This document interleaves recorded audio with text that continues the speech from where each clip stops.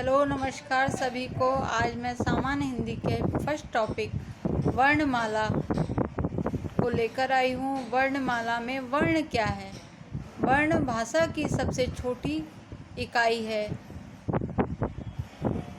ये दो प्रकार के हैं, स्वर और व्यंजन। स्वर वर्णों को तीन भागों में व्यक्त किया है: ह्रस्व स्वर, दीर्घ स्वर और प्लुप्त स्वर।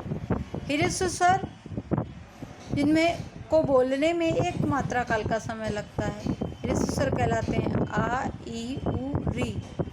वहीं दीर्घ स्वर द्विमात्रिक काल का समय लगने वाले वर्ण दीर्घ स्वर कहलाते हैं। आ, ई, उ, ए, ओ, औ।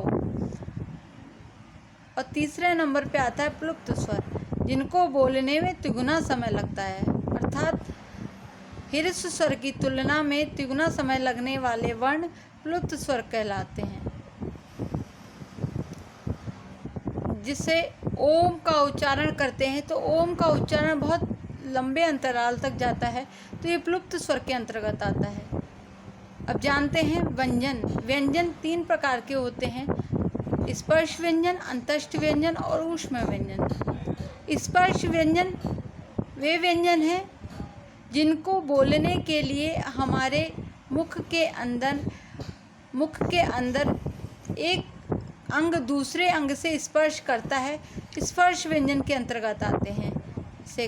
इसके अंतर्गत 5 वर्ग हैं: का वर्ग, चा वर्ग, टा वर्ग, ता वर्ग और पा वर्ग।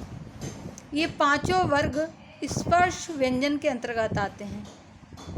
का वर्ग में का खा ग घ ण, चा वर्ग में च छ छ ड च छ ज झ ञ, टा वर्ग में ट ठ ड ढ ण, ता वर्ग में ता था द ध न, पा वर्ग में प फ ब भ म।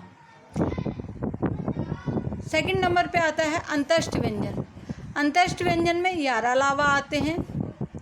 और थर्ड नंबर पे ऊष्म व्यंजन आते हैं, श श श ह। और इसके बाद अगर हम बात करते हैं तो संयुक्त व्यंजन, जो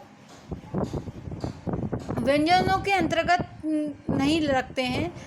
उसमें अगर हम बुक्स में देखते हैं या और कई बुक्स में हमने देखा है कि उसको संयुक्त व्यंजनों के अंतर्गत माना भी गया है, एक दो में, और नहीं भी माना गया है, तो उसको अगर अलग से ही पढ़ते हैं। संयुक्त व्यंजन वे हैं जिनको एक वर्ण दूसरे वर्ण से मिलकर बना है, वो संयुक्त व्यंजन कहलाते हैं। मैं इसके बारे में आगे वीडियो में आपको बताऊंगी डिटेल से।